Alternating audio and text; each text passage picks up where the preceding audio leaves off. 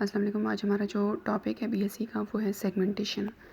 Segmentation basically क्या होती है, ये एक ऐसा प्रोसेस होता है जो ब्रेक कर देता है प्रोग्राम को लॉजिकल सेगमेंट्स में and allocates the space for these segments in memory separately. Program को ब्रेक कर देना छोटे पार्ट्स में जिनको बोलते हैं लॉजिकल सेगमेंट्स, और इन लॉजिकल सेगमेंट्स को फिर स्पेस कहाँ पे दी जाती है, मेन मेमोरी में separately. The segments can be of variable length. In segment का जो साइज़ होता है वो क्या होता है, वेरिएबल लेंथ। हमने जो वेरिएबल की पार्टीशन स्कीम्स देखी थी उसमें सिंगल प्रोसेस था, देन फिक्स्ड पार्टीशन स्कीम थी और एक वेरिएबल लेंथ थी। तो इसमें जो सेगमेंट्स आएंगे वो वेरिएबल लेंथ के होंगे, यानी अपनी लेंथ के हिसाब से वो मेमोरी में स्पेस लेते जाएंगे। They may not be allocated contiguous memory. अब जैसे जैसे उनका साइज़ के हिसाब से उनको जहाँ पे भी जो लोकेशन अवेलेबल होगी वो वहाँ पे आ जाएंगे। The segments are more flexible, they are visible to the programmer. अब जो सेगमेंटेशन होती है, जो सेगमेंट्स होते हैं वो किसको व्यूएबल होते हैं, वो प्रोग्रामर को विजिबल होते हैं। The programmer can use them to tell the system to bring certain data into main memory always together. अब प्रोग्रामर जो है वो सिस्टम को ये बता सकता है कि जब प्रोग्रामर को वो विजिबल होंगे तो प्रोग्रामर उनको अपने हिसाब से सेट कर सकता है, वो अपने हिसाब से उनको मेन मेमोरी में ला सकता है। The disadvantage of segmentation is that the programmer must manage segments weather he wants और नॉट। अब डिसएडवांटेज इसका क्या है कि इसमें जो प्रोग्रामर का ओवरहेड है वो बहुत ज़्यादा है, उसका बहुत ज़्यादा कंसर्न है, वो चाहता है या नहीं चाहता उसको देखना पड़ेगा, उसको सेगमेंट्स को मेन मेमोरी में लाना पड़ेगा। Segmentation suffers from external fragmentation that is more difficult to deal.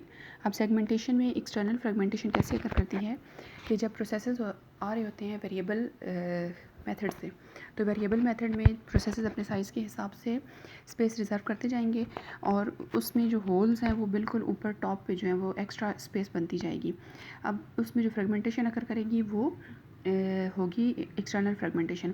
अगर वो जो प्रोसेसेस थे वो फिक्स्ड लेंथ में आ रहे होते तो फिर वहाँ पे इंटरनल फ्रेगमेंटेशन अकर करती। तो यहाँ पे अब कौन सी अकर करी है, वो है external fragmentation. The system utilizing a paged memory management system must handle the mapping of logical into onto the physical memory। तो अगर जो सिस्टम है जो कि पेज मेमोरी को यूज़ कर रहा है तो वहाँ पे जो मैपिंग की जाती है वो लॉजिकल मेमोरी से कहाँ पे की जाती है, फिजिकल मेमोरी में। In a paged environment the user's view of memory is much different than system's view of memory. तो यूज़र का जो व्यू करने का सिस्टम होता है मेमोरी को वो बिल्कुल डिफरेंट होता है सिस्टम के हिसाब से। Typically the user view memory as a collection of different size segments containing different components of their application with no implied ordering amongst the segments। तो टिपिकली क्या होता है कि जो यूज़र मेमोरी को व्यू करता है वो छोटे छोटे सेगमेंट्स के हिसाब से करेगा और उन सेगमेंट्स के अंदर क्या होगा, containing different components of their application with no implied ordering amongst the segment।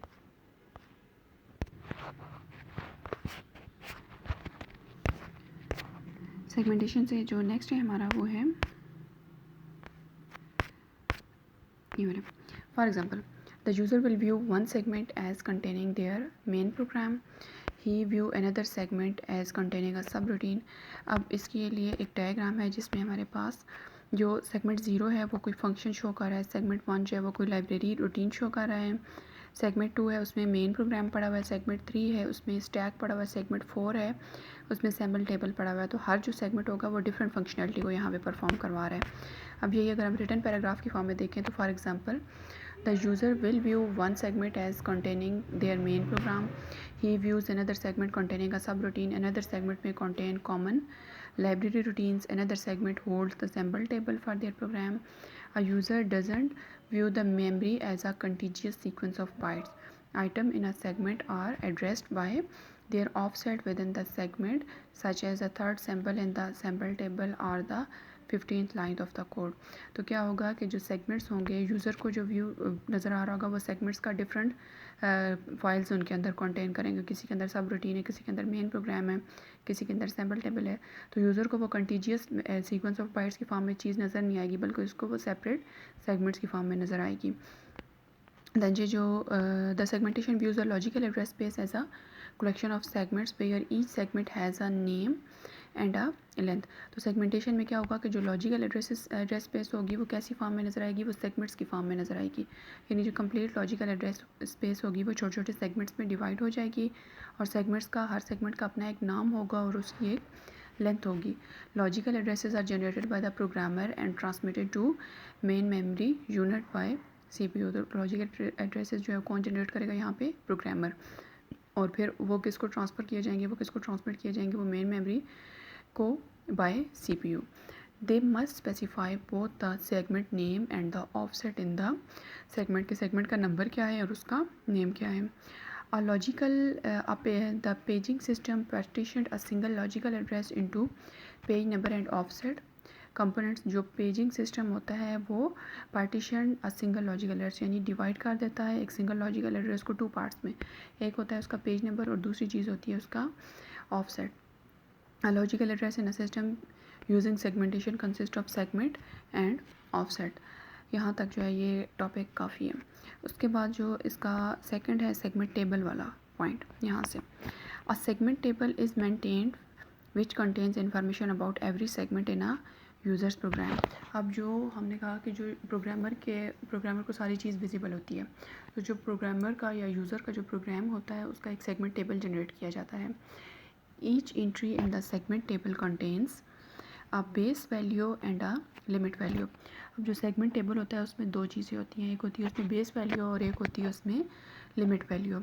This makes the segment table essentially a set of base limit register pairs. तो इस तरह जो ये सेगमेंट टेबल होता है उसको क्या कहा जाता है, base limit register pair. The base value contain the actual physical address in memory where is the segment currently reside. Base value क्या बता रही होती है कि वो फिजिकल एड्रेस जहाँ पे जो करंटली हमारी जो वैल्यू है वो एग्जिस्ट कर रही है। The limit value contains the size of the segment. Limit value में क्या होता है, मैक्सिमम जो साइज़ होता है उस सेगमेंट का, और बेस वैल्यू जहाँ पे करंटली वो एग्जिस्ट कर रही होती है। The figure illustrate the use of segment table in the mapping of logical address to physical address. अब इस फिगर में जो है वो शो किया जा रहा है कि कैसे सेगमेंट्स को कन्वर्ट किया जाता है logical address to physical address. अब यहाँ पे CPU जो जनरेट कर रहा है वो है सेगमेंट नंबर और उसका डिस्प्लेसमेंट। जो हमने प्रीवियस पेजिंग में देखा था तो वहाँ पे CPU क्या जनरेट कर रहा था, पेज नंबर और डिस्प्लेसमेंट। यहाँ पे जो CPU है वो जनरेट कर रहा है सेगमेंट नंबर और डिस्प्लेसमेंट। अब जो सेगमेंट नंबर है या जो डिस्प्लेसमेंट है उनको जो है मैप किया जाता है, उनको देखा जाता है लिमिट रजिस्टर में और बेस में। लिमिट में उनका देखा जाता है कि मैक्सिमम वैल्यू उनकी कहाँ तक जा सकती है और बेस वैल्यू जो है वो किन वैल्यूज़ के दरमियान में आ सकती है, ये होता है सेगमेंट टेबल में। अगर जो लिमिट है वो उसके अंदर वैल्यू आ जाती है, यानी विद इन लिमिट जो है वैल्यू हमारे पास सेगमेंट की है, अगर वो कंडीशन के हिसाब से ट्रू हो जाता है तो उस सूरत में इसको मेन मेमोरी में मैप कर दिया जाता है बेस वैल्यू के साथ ऐड करके। अगर जो हमारे पास वैल्यू है वो विद इन लिमिट नहीं आती, कंडीशन फॉल्स हो जाती है, तो उस सूरत में उसको मैप नहीं किया जाएगा, उसको बेस एड्रेस में ऐड नहीं किया जाएगा। अब ये कैसे होता है एडिशन, ये हम नेक्स्ट जो इसकी एग्जांपल है उसके थ्रू समझ सकते हैं। Using segmentation the segment number is used as an index into the segment table and the base address for that segment is return। Segmentation में क्या होता है कि जो सेगमेंट नंबर होता है उसको यूज़ किया जाता है इंडेक्स के तौर पर, किसमें, सेगमेंट टेबल में, and the base address for the segment is return, और इस तरह आपके पास बेस वैल्यू आ जाती है। The offset of logical address must be between zero and the segment limit. अब जो ऑफसेट है वो कौन सी वैल्यू होनी चाहिए, वो ज़ीरो से लेकर उस रजिस्टर की जो मैक्सिमम लिमिट है जहाँ तक उसकी वैल्यू जा सकती है उसके दरमियान में होनी चाहिए। If it is not then this error will be trap to operating system. अगर जो है हमारी कंडीशन फॉल्स होती है तो उस सूरत में ये एरर कहाँ पे ट्रैप होगी, ऑपरेटिंग सिस्टम में। If the offset value is within the limit as specified by the segment table then this value is added to the base value for the segment. अगर हमारी जो value है वो limit register की जो value है उसके अंदर वैल्यू आ जाती है, यानी उसके बिटवीन वैल्यू आती है, तो उस सूरत में उसको ऐड किया जाएगा बेस वैल्यू के साथ। It will produce the address in the physical memory corresponding to the desired byte. तो उससे जो एड्रेस जनरेट होगा वो कौन सा होगा, जो कि फिजिकल मेमोरी में होगा। अब ये सारा जो थ्योरेटिकल पोर्शन था, अब इसकी अंडरस्टैंडिंग जो है ये इस एग्जाम्पल में है। यहाँ पे हमारे पास जो है एक सेगमेंट टेबल नज़र आ रहा है नीचे। सेगमेंट टेबल में सेगमेंट नंबर है 0 1 2 3 4, उसके बाद लिमिट है 1000 400 400 1100 1000। दैन उसकी बेस है 14, 63, 43, 32 एंड 4700। नेक्स्ट हमारे पास फिज़िकल मेमोरी है। अब फिज़िकल मेमोरी में कैसे जो है वो एड्रेसेस जनरेट हुए, कैसे जो है वो सारा हुआ। तो सबसे पहले जो है वो सेगमेंट ज़ीरो को अगर हम देखें तो सेगमेंट ज़ीरो की जो बेस वैल्यू है वो है 1400। तो अगर आप सेगमेंट ज़ीरो को और से देखें तो वो सेगमेंट ज़ीरो कहाँ से स्टार्ट हो रहा है, वो 1400 से स्टार्ट हो रहा है, यानी उससे प्रीवियस वैल्यू है 1400। फिर सेगमेंट ज़ीरो की जो लिमिट थी वो 1000 है। तो सेगमेंट ज़ीरो को अगर आप यहाँ पे सेगमेंट ज़ीरो को देखें टॉप पे, तो स्टार्ट वो बेस उसकी 1400 है और लिमिट उसकी है 1000। तो 1400 में अगर हम 1000 ऐड करें तो वो 2400 बनता है। नेक्स्ट हमारे पास जो वैल्यू आती है सेगमेंट वन। तो सेगमेंट वन जो है उसकी लिमिट क्या है 400 और उसकी बेस क्या है 6300। तो अगर हम यहाँ से सेगमेंट वन को देखें तो सेगमेंट वन स्टार्ट कहाँ से हो रहा है 6300 से स्टार्ट हो रहा है। बेस 6300 है, 6300 में अगर हम लिमिट उसकी 400 है तो 63 में 4 को ऐड करें तो ये बनता है 6700। उसके बाद हमारे पास आता है सेगमेंट नंबर टू।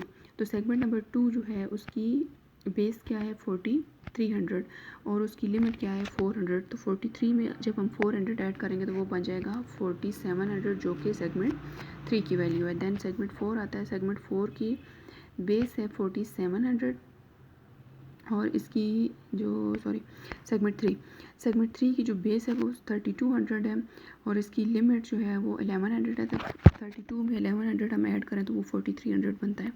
देन आता है सेगमेंट फोर। सेगमेंट फोर की बेस है 4700, उसकी लिमिट है 1000।